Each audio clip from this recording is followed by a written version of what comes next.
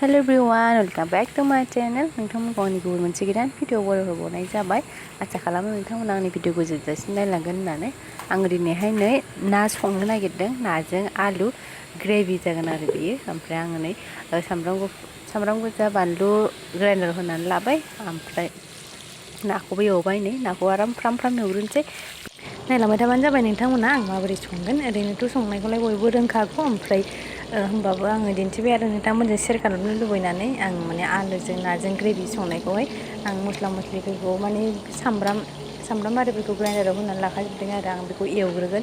आङो बे रेसिपिखौ आंनो सासे आं माखासे एड खालामदेरदों आरो सासे बाजै जानाय आंनि जोंहा हासबेन्डनि बिब' जानाय आरो बाजैया आंखौ फोरोंदोंमोन आरो माने नाखौहाय माबोरै सङो बेखौ।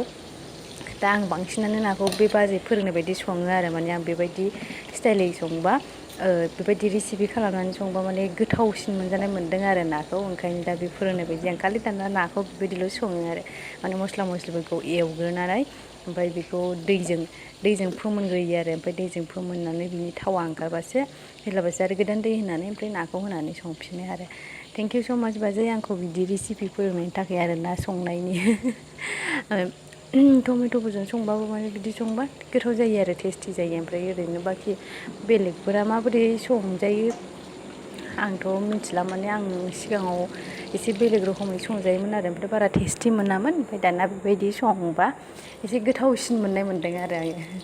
ओमफ्राय आलुआ जाहैबाय आं एड खालामदेरनाय आरो रेसिपियाव माने बियो गैयामोन। माने आं आलु गोथाव मोनो नालाय ओंखायनो आलुखौ होबाय आरो आङो। ओमफ्राय नोंथांमोनहाबो सोरबाफोर आलु मोजां मोनग्रा दंबा कमेन्टआव खिन्थाहरबानो जाबाय सोर आलुखौ मोजां मोनो आरो आं माने जानो बाया आरो आङो आलुखौ भाजाबाबो बाथोनबाबो ओंख्रिबाबो जाब्बाय थानो हायो कन्टिनिउ।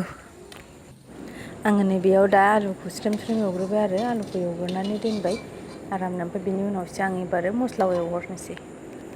मस्ला एवनायनि सिगां आङो फार्स्टआवनो बानलु गोरान सेरबाय। बानलु गोरान एवग्रोबाथाय माने ओरैबायदि गोथाव स्मेल फैयो आरो ओंख्रिया। नोङो दालि ओंख्रिफोर संबाबो जोंहाथ' दाना आइया मा खालामो बानलु गोरानखौसो सेरग्रोयो आरो थावआव माने बेखौ सिफ्रुवा आरो गथायैनो दोनो। मानो होनबा बिनि स्मेला जा गोथाव फैयोना ओंख्रियाव ओंखायनो। ओमफ्राय आङो दायो मस्लाफोरखौ एवग्रोनोसै फोमोनग्रोनोसै आरो दैजों लगायनानै माने दैजोंनो फोमोनगोन आरो बेखौ। ओमफ्राय थावाथ' होखानाय दंखायो सिगांनि ना एवनायावनो। ओमफ्राय नायलांबाय थाबानो जाबाय नोंथांमोना आं माबोरै संखो।